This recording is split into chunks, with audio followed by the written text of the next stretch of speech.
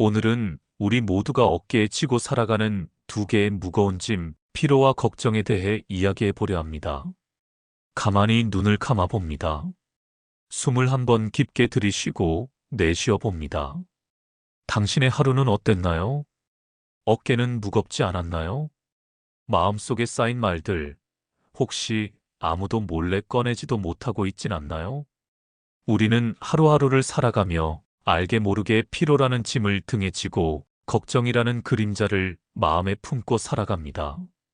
하지만 때로는 이 모든 것이 우리의 습관에서 비롯된다는 것을 우리는 잊고 살아갑니다. 오늘 이 시간 당신과 함께 나누고 싶은 이야기는 피로와 걱정을 예방하는 조용한 습관들입니다. 아주 사소하지만 삶의 무게를 덜어내주는 아름다운 습관들에 대해 말해보고 싶어요. 피로는 정말 몸의 문제일까요? 많은 사람들이 피로를 단순히 에너지 부족의 문제로 생각합니다. 잠을 더 자고 영양제를 먹고 운동을 하면 해결될 것이라고 여기죠. 물론 이런 것들도 중요합니다. 하지만 진정한 피로의 뿌리는 더 깊은 곳에 있습니다. 철학자는 이렇게 말했습니다. 인간은 의미를 찾는 존재다.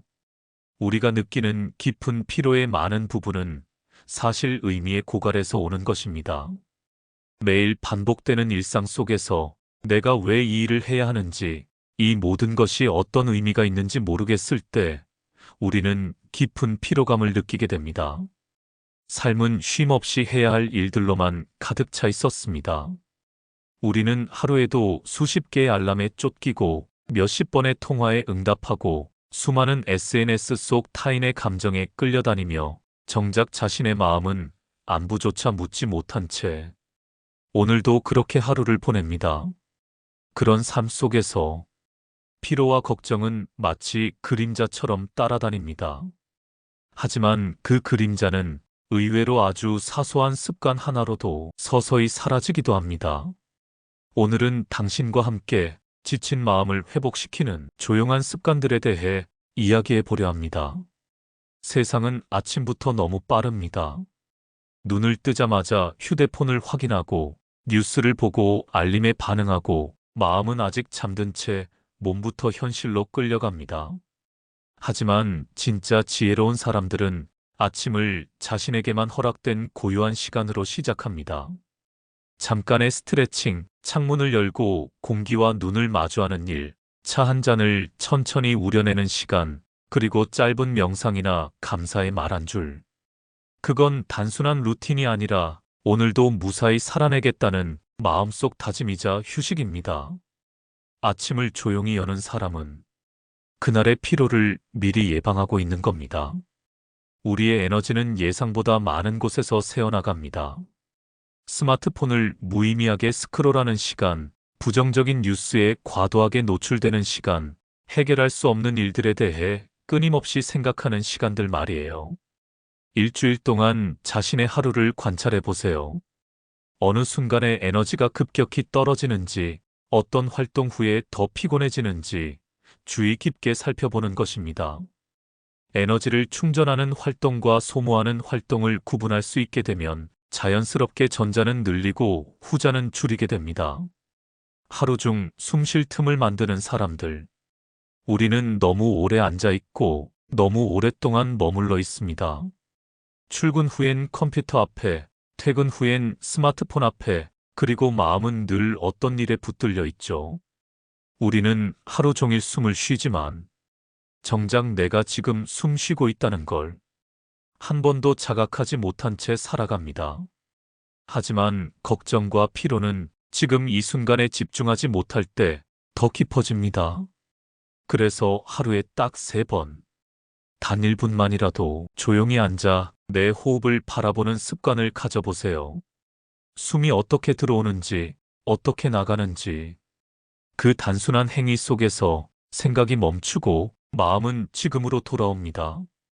과거의 후회도, 미래의 불안도, 잠시 멈추는 순간 그곳에서 진짜 회복이 시작됩니다. 땅속의 나무들도 햇살이 너무 강할 땐 잎을 말아 그 열을 피합니다.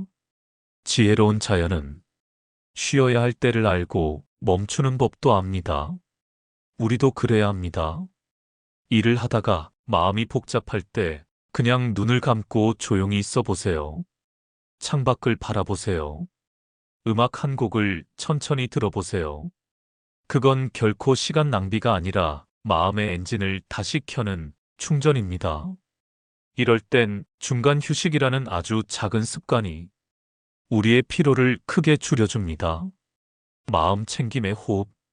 동양 철학에서는 예로부터 호흡을 마음의 상태와 연결지어 생각해 왔습니다.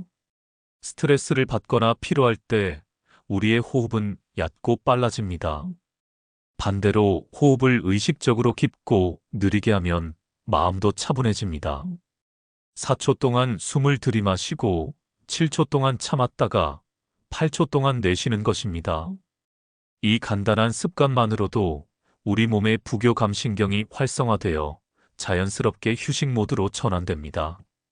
그 짧은 순간이 몸과 마음을 재정비해 줍니다. 계속해서 달리기만 하는 기계는 결국 멈추고 맙니다. 우리도 그렇습니다. 움직이다가도 잠깐 멈추고 숨을 고를 줄 아는 사람, 그 사람이 결국 더 멀리 갑니다. 마음을 말로 정리하는 사람들. 하루 일과 중 몸보다 더 피곤하게 만드는 게 있습니다. 바로 말입니다. 억지로 웃으며 나누는 대화, 상대방의 기분을 맞추느라 애쓰는 순간, 눈치를 보며 조심스레 건네는 말들. 그 모든 것이 우리를 지치게 만듭니다. 그래서 때로는 대답하지 않는 용기가 필요합니다. 모든 질문에 답하지 않아도 되고, 모든 부탁에 예스할 필요도 없습니다. 정중하게, 그러나 단호하게, 죄송해요. 지금은 제 컨디션이 좀 안 좋아서요. 생각해보고 알려드릴게요. 이런 말들은 스스로를 지키기 위한 자기 방어입니다. 사람에 지치지 않으려면 경계선을 정하고 그걸 지키는 연습이 필요합니다. 때로는 아무 말도 하지 않고 그저 있는 그대로 받아들이는 순간이 필요합니다. 하늘은 구름이 끼어도 비가 와도 그걸 거부하지 않습니다. 그저 품고 흘려보냅니다. 우리의 마음도 마찬가지입니다. 피로가 몰려올 때, 걱정이 쌓일 때 그걸 억지로 떨쳐내려 하지 말고 그저 이렇게 말해보세요. 그래, 이 마음도 곧 지나가겠지. 그렇게 마음을 다독이는 습관이 당신을 훨씬 더 부드럽고 단단하게 만들어줍니다. 우리는 자주 묻힙니다. 타인의 말에, 과거의 기억에, 스스로를 향한 자책에. 하지만 지혜로운 사람들은 감정을 혼자 가두어 두지 않습니다. 그들은 정리합니다. 하루가 끝날 무렵 짧은 일기나 음성 메모 혹은 속마음을 믿을 사람에게 털어놓습니다. 오늘 이런 일이 있었어. 기분이 좀 별로였어. 근데 지금은 괜찮아지고 있어. 이런 고백들은 피로와 걱정을 무력화시킵니다. 왜냐면 감정은 꺼내는 순간 정리되기 시작하니까요. 말하지 않으면 마음이 병이 되고 말로 풀어내면 마음이 길이 됩니다. 걱정이란 무엇인가? 걱정을 한마디로 정의하면 아직 일어나지 않은 일에 대해 지금 고통받는 것입니다. 우리는 미래를 예측할 수 있다고 착각하며 그 예측된 미래가 부정적일 때 현재의 평안을 포기합니다. 철학자는 이렇게 말했습니다. 우리는 일어날 일보다 일어날지도 모른다고 상상하는 일 때문에 더 많이 고통받는다. 통제 가능한 것과 불가능한 것. 모든 걱정을 두 개의 상자에 넣어보세요. 하나는 내가 통제할 수 있는 것들, 다른 하나는 내가 통제할 수 없는 것들입니다. 통제할 수 있는 것들에 대해서는 구체적인 행동 계획을 세우세요. 통제할 수 없는 것들에 대해서는 받아들임의 연습을 하는 것입니다. 예를 들어 내일 있을 중요한 발표가 걱정된다면 발표 준비를 충분히 하는 것은 통제 가능한 영역입니다. 하지만 청중의 반응이나 예상치 못한 기술적 문제는 통제 불가능한 영역이죠. 전자에는 에너지를 집중하고 후자는 일어난다면 그때 대처하자라는 마음으로 놓아버리는 것입니다. 걱정의 대부분은 과거의 후회나 미래의 불안에서 옵니다. 현재 이 순간에만 집중할 수 있다면 걱정의 90%는 사라집니다. 간단한 연습을 해보세요. 걱정이 머릿속을 맴돌 때 잠시 멈추고 지금 이 순간 5가지를 인식해보는 것입니다. 지금 보이는 것 한 가지, 지금 들리는 것 한 가지, 지금 느껴지는 촉감 한 가지, 지금 맡을 수 있는 냄새 한 가지, 지금 느껴지는 감정 한 가지. 이런 감각적 인식은 우리를 현재로 끌어당깁니다. 현재에 있을 때 우리는 걱정하지 않습니다. 우리는 너무 많은 말로 스스로를 다그칩니다. 왜 이것밖에 못했어? 왜 그때 그렇게밖에 말 못했어? 다른 사람은 잘만 하잖아. 하루에도 수백 번 그런 자기 비판을 들으면서 어떻게 마음이 피곤하지 않을 수 있을까요? 당신이 꼭 기억했으면 하는 말이 있어요. 나는 최선을 다했다. 그걸로 충분하다. 이 말을 하루에 한 번 스스로에게 해보세요. 그 말은 약이 됩니다. 그리고 버팀목이 됩니다. 타인의 인정보다 내가 나에게 보내는 따뜻한 인사가 우리 마음의 진짜 안식처가 됩니다. 하루가 저물 무렵 우리는 자신을 돌아봅니다. 조용히 혼잣말을 하죠. 하루 종일 뭐 한 거지? 왜 그때 그렇게밖에 말 못했을까? 이래도 되는 걸까? 그런 말들은 겉으론 평가처럼 들리지만 사실은 마음을 찌르는 자책에 가깝습니다.